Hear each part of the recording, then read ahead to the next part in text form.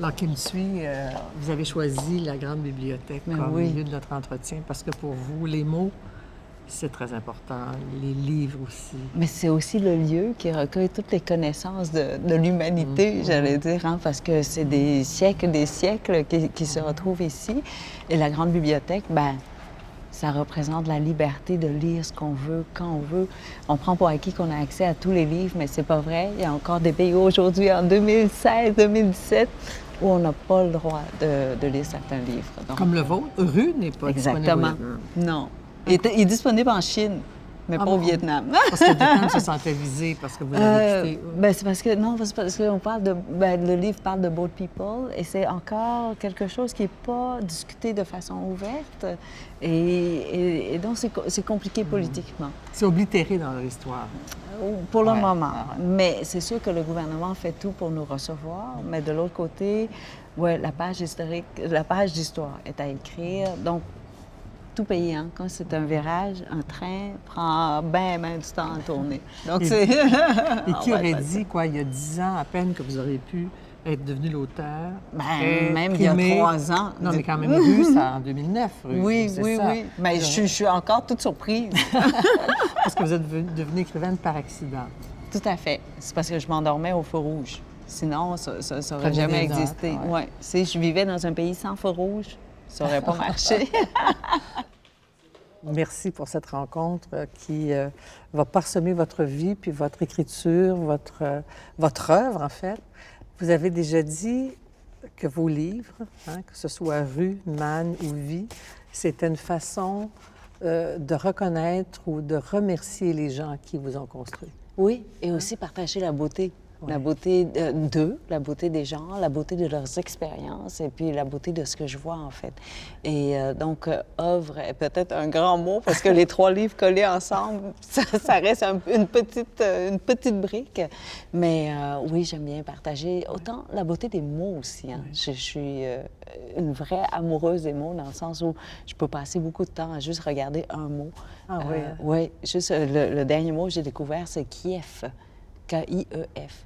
Et d'ailleurs, c'est pour ça que j'aime les dictionnaires. Parce qu'on fait des rencontres au hasard. Je cherchais kiff-kiff, rien à voir avec Kiev. Et puis, je suis tombée sur ce mot.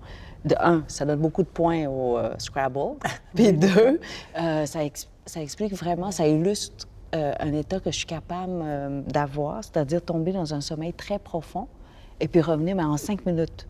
Vraiment, je suis capable de faire une sieste profonde en quelques minutes. Et ce mot existe. Ah bon, écoutez, alors vous me l'apprenez aussi. Dans le prochain livre, c'est sûr, il y aura le mot Kiev. Ça va peut-être être le titre, quelque chose. Ah parce oui, que c'est vrai. Vos titres ne sont pas anodins. Ils veulent tous, que ce soit Rue, Man ou Vie, ils veulent dire quelque chose. Oui, surtout parce qu'ils sont courts aussi. Alors, il faut qu'ils soient chargés de sens, je crois. Et dans ce cas-ci, j'essaie toujours de donner un sens autant en français qu'en anglais. Non, pas en anglais, pour man, oui, mais en français et en vietnamien. Ouais. Parce que man, ben, ça veut dire homme en anglais. Et je pensais vraiment que tout le monde allait penser au mot homme en disant man, et non. Tout le monde m'a demandé comment prononcer man. Parce que c'est trop évident. Alors, Rue, si on prenait Rue, c'est pour... Rue, c'est petit ruisseau et berceuse Berceuse en même temps. Et les deux sens sont magnifiques. Donc, il fallait que... Le titre est arrivé après, mais je pense qu'il aurait pu être au tout début et lancer vraiment la couleur du livre. Oui, je ne sais pas s'il y a un lien, mais en tout cas, dans votre écriture, vous aimez dire, en tout cas, c'est peut-être dans Rue aussi, que le pays n'est pas un lieu, mais une berceuse. Ah oui, tout à fait. Parce que c'est ce que vous êtes maintenant. Très souvent, je pense que quand on parle de pays, on croit que c'est un territoire avec des frontières, un périmètre quelconque. Et j'ai eu la chance, je crois, d'avoir compris qu'un pays, ce n'est pas seulement un territoire, c'est une culture, c'est ce qu'on porte en nous. Et c'est un journaliste français, en fait, qui m'a corrigé, qui m'a dit, non, vous avez les deux cultures, parce qu'on n'a pas besoin d'habiter un territoire. On a besoin seulement d'habiter cette culture-là, ou sinon d'avoir cette culture-là habiter en nous. Et je crois que j'ai les deux, le Québec et le Vietnam, les deux habitent complètement la personne que je suis. C'est-à-dire que parfois que vous vous sentez comme quelqu'un qui a été adopté, qui est enraciné, mais mis à une place plus qu'à l'autre. Hein? Et justement, on est dans ce lieu, la bibliothèque, avant de poursuivre sur vos autres titres, c'est que la beauté des mots, la beauté des livres, c'est très important pour vous. Hein? Oui. Et écrire, c'est un privilège aussi. C'est un privilège. Et d'être dans une bibliothèque, c'est un privilège. J'ai étudié en droit. Là, on passait beaucoup de temps dans une bibliothèque. C'était pré-Internet. Hein? On ne pouvait pas rien trouver. Et vraiment, pour moi, la bibliothèque, c'est peut-être le symbole le plus... qui révèle le plus la richesse d'un pays ou d'une culture. C'est sûr que dans une bibliothèque, il y a plus que la culture nationale ou locale, mais déjà qu'une culture adopte les autres cultures de tous les emmagasiner dans un même lieu, c'est... Ouais. Et peut-être que des gens auront découvert ici même vos livres. Allons à Man maintenant, donc le deuxième de la trilogie. Oui. Vous l'avez dit, c'est Homme, c'est important. Pourquoi ce titre-là en particulier? En fait, parce qu'en vietnamien, il a un autre sens. Quand les Vietnamiens décident de devenir des moines bouddhistes, ils choisissent souvent ce nom, Man, qui veut dire qu'ils n'ont plus de désir, mais pas parce qu'ils n'en veulent plus, mais qu'ils ont atteint une certaine sérénité, en fait, ou une certaine plénitude. Donc, man veut dire ça. Et puis, je trouvais qu'en même temps, il y avait ce sens en anglais, en fait, pour man. Et vie. C'est la trilogie Vie. Vie, c'est tout petit. J'aime ça, être toute petite, puis je réussis pas à être toute petite. Ben voyons. Mais oui, le microscopique. Parce que très souvent, on glorifie ce qui est grand, ce qui est géant, hein, qu'on voit tout de suite, alors que c'est le petit qui forme le grand. Et donc, je voulais vraiment qu'on porte notre regard sur les toutes petites choses de la vie. Ouais. Et vous avez encore du mal à vous reconnaître comme écrivaine? Vous qui avez été, vous l'avez mentionné, étudiant en droit, mais vous avez été restauratrice, interprète, caissière, vous avez fait couturière, vous avez fait plusieurs métiers avant d'arriver à l'écriture. Avez-vous maintenant encore du mal à vous reconnaître comme écrivaine? Non. Oui. Ah? Ben oui. Vous, avec tous les prix littéraires partout, dans tous les... non, mais surtout après Vie, oui. Je me suis posé la question si j'en parle pas trop de ce Vietnam, de ce Québec, en tout cas, des choses que j'aime. Peut-être que les gens sont tannés de m'entendre. Donc, parce que j'ai encore tant d'histoires à partager, mais je me dis peut-être que je tanne les gens. Avec mes histoires, un peu comme mon mari, là. Oui, mais en même temps... Que j'arrive et que je radote tout le temps plein d'histoires. Je reviens du dépanneur et j'ai une histoire pour lui. Et donc, je me suis posé la question si je devais continuer ou pas. Oui. Et c'est fou parce qu'il y avait d'autres histoires qui sont nées dans ma tête. Puis j'ai commencé... en attendant l'autobus. J'ai commencé les premières pages du prochain. Du prochain, oui. Oui. Donc, je suppose que oui, il y a peut-être une continuation dans l'écriture, mais je peux arrêter à n'importe quel moment. En ce sens où j'écris juste pour mon plaisir et que si on ne me publie plus, je ne crois pas que j'en pleurais. Je crois pas. Ce qui serait étonnant, au fond, est-ce que vous êtes venu à l'écriture presque par hasard, à la fermeture de votre restaurant, qui était très reconnu, mais qui a dû fermer? Vous qui aviez essayé en création littéraire d'étudiants et qu'on vous avait dit non, c'est pas de talent. Non, on m'a donné 33 sur 33 pour créativité. Okay. Mais c'est vrai que pour la maîtrise de la langue, on m'a donné 0. Parce que je ne maîtrisais pas la langue. De la même manière, je ne pouvais pas participer. Ça, c'était il y a 20 ans déjà. Un peu plus de 20 ans, 25 ans. Je ne suis pas vraiment... Vraiment, je progresse trop lentement. Après 37 ans, je devrais maîtriser le français beaucoup mieux, ou sinon à un niveau beaucoup plus élevé. Est-ce que je peux protester? Dans ce sens que ces trois ouvrages sont reconnus, aimés, appréciés, sont lus, beaucoup pour leur force littéraire aussi, pour le poids des mots et des sentiments qui se conjuguent. Mais mes phrases restent très simples. Oui. Hein, vous avez vu, j'aime les mots, j'aime le vocabulaire, mais je sais que j'ai pas la structure. C'est comme une maison pas très solide.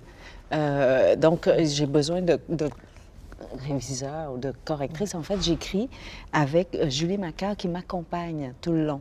Donc, à chaque paragraphe, là, je lui envoie, puis elle me nettoie le paragraphe déjà pour que moi, je puisse me comprendre. Vous imaginez?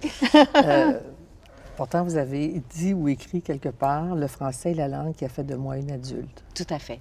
Oui. Oui, et qui m'a appris à aimer aussi. Ou sinon, j'ai appris à aimer avec le français. Ou sinon, je vous dirais, le français nous a donné la liberté, ce qu'on n'avait plus quand on a quitté le Vietnam. Donc, la langue française représente beaucoup plus qu'une langue. C'est vraiment une langue qui nous permet de déployer nos ailes, d'avoir une voix. Alors que quand on a quitté le Vietnam, c'était une époque chaotique, hein? Oui, il y a eu la guerre, il y a eu la paix, mais on parle rarement après la paix, mais c'est la période chaotique de changement de régime. Et durant cette période-là, bien, la ville entière est devenue silencieuse. On n'avait plus le droit d'écouter de la musique, on n'avait plus le droit de rien dire par peur de se faire dénoncer ou de devoir dénoncer. Oui. Et donc, c'était une période de terreur, en fait, un peu, hein, de peur qu'on devait instaurer dans la société. Et du coup, le vietnamien, pour moi, est une langue restrictive. Répressive, presque. Oui, presque. Où je suis très limitée, en fait, en vietnamien. Alors que le français nous encourage à parler. Tu sais, quand on est arrivé ici, les profs, nos premiers enseignants, tout ce qu'ils voulaient, c'est entendre nos voix. Alors, ils nous encourageaient à dire n'importe quoi, mais à parler, à ouvrir cette voie-là. Et donc, pour moi, la langue française, c'est beaucoup plus qu'une langue. C'est la Renaissance, en fait. Et vos parents qui parlaient français, qui étaient très instruits, vivaient à l'aise et tout ça, ont choisi de partir pour vous donner une éducation qui, ultimement, vous donnerait cette liberté, au fond. Oui, mais plus pour les garçons, c'est plus que l'éducation, parce que s'ils n'allaient pas à l'université, ils allaient directement sur un champ de bataille à 18 ans. Et nous, on savait qu'on appartenait à l'Ancien Régime, donc du côté des perdants. On n'allait jamais avoir accès à l'université parce que ce n'était pas basé sur le mérite, mais sur l'historique familial. Donc, il fallait partir pour sauver les garçons. Et c'était la décision qui nous a motivés, je vous dirais. Et c'est une séquence qu'il faut raconter rapidement. Ce départ, le départ en bateau, la Malaisie, l'arrivée en hiver et Granby. Non? Oui, c'est magnifique. Oui. Non, mais quand on regarde ça, c'est mieux qu'une croisière. Avec des arrêts très exotiques et aventuriers. Et donc, oui, la Malaisie, ben, de un, on ne connaissait pas. Le Vietnam était fermé, hein, puis il y avait beaucoup de désinformation aussi. Donc, on n'avait pas cette exposition au monde entier. Puis l'Internet n'existait pas, en plus. Donc, arriver en Malaisie, pour moi, la Malaisie, c'était le camp de réfugiés. C'était une plage avec de l'eau et des fils barbelés autour. Et c'était ça, la Malaisie. On n'a rien connu de la Malaisie. Et oui, on connaissait aussi le signe du croissant rouge parce qu'il venait pour nous apporter de la nourriture. Mais après, rien. Et on est parti vraiment, c'était un arrêt. Et on est arrivé au Canada où tout devient possible et tout est devenu possible. Vous vous souvenez de cette arrivée entre l'hiver? Tout à fait, tout à fait. C'était le 27 mars. Je sais que c'est plus l'hiver, mais pour nous, c'était très hiver. Mais des fois, il y a des tempêtes de neige, la tempête des Irlandais, souvent autour de cette date-là. Oui. Et puis, bien, Mirabel, c'était dans le temps de Mirabel, on était entourés de bancs de neige. Bien, je sais pas si... Non, c'était plus gros que banc de neige, parce que c'était complètement blanc partout. Vous étiez tout petite aussi, vous étiez... Oui, entre le ciel, la neige et le ciel, ça. Il n'y avait plus... Oui, on ne voyait que du blanc. C'était extraordinaire quand on n'a pas vu cette couleur-là depuis la naissance, quand on n'a jamais vu la luminosité de la neige. C'est très, très étonnant. Puis surtout, au toucher, on ne peut pas imaginer la texture de la neige. Ben oui, ça existe dans les congélateurs et tout ça, mais c'est pas pareil, c'est pas pareil. Le poids de la neige, comment comment il nous reçoit, comment la neige nous reçoit, c'est très particulier. Et l'arrivée à Granby, très chaleureuse. Encore une fois. Je pense que le premier regard, le premier contact, c'est ce qui détermine tout le reste. Oui. Et vous êtes très reconnaissante aux gens qui vous ont accueillis à ce moment-là. Ben oui, parce qu'ils nous ont regardés comme si ils nous attendaient depuis toujours. Et puis c'est vrai, j'ai revu une des personnes du groupe, Claudette, qui est dans la rue d'ailleurs. Elle disait que notre arrivée a été retardée d'une semaine apparemment. Donc la ville était prête depuis une semaine. Ils avaient hâte qu'on arrive. Et donc quand on est arrivé, on était comme des princes et des princesses qui arrivaient dans ce lieu tellement accueillant. Et je vous dis, dans le regard, il y avait une pureté qu'on n'avait pas vu depuis toujours, dans mon cas en tout cas. Et il y avait une générosité libre. Hein, il n'y avait pas d'arrière-pensée, c'était pour rien d'autre que d'être généreux, que pour l'affection qu'ils nous accordaient. Et vraiment un regard tellement doux, et je le dis tout le temps, j'ai dit, c'est la première fois que je me suis revue c'était pas dans un miroir, c'était dans le regard à eux, parce que c'est sûr, dans le camp, il n'y avait pas de miroir, donc on ne s'était pas vu depuis 4 mois. Mais là, je me suis revue dans leur regard et vraiment, je n'avais jamais été aussi belle qu'à ce moment-là et je ne suis jamais redevenue aussi belle qu'à ce moment-là. Et c'est un cadeau extraordinaire, non? On tombe amoureux. Quand quelqu'un nous voit aussi beau que ça, on n'a pas le choix, on tombe. Et donc, et je vous le répète, c'est pas mon français, c'est pas la loi 101. C'est par amour que je l'ai appris. Le français. Oui, parce qu'au fond, les premiers mots, vous les avez... Vous rappelez-vous des premiers mots? Oui, je m'appelle Marie-France et toi. Ça, c'était mon premier cours de notre enseignante. Puis on l'a vraiment répété tel quel. On était 8 Marie-France à la fin du cours. C'était... Puis vraiment, je ne sais pas comment remercier cette gentillesse-là. C'était pas seulement nous enseigner qu'une pomme s'appelait pomme ou comment chanter chante là ta chanson, la chanson de ton cœur. Et puis elle faisait plein de signes pour nous expliquer, mais on comprenait pas ces signes. Donc on imitait tout simplement. Mais cette gentillesse-là faisait en sorte que tout passait. C'était des cadeaux. Chaque minute était un cadeau pour nous.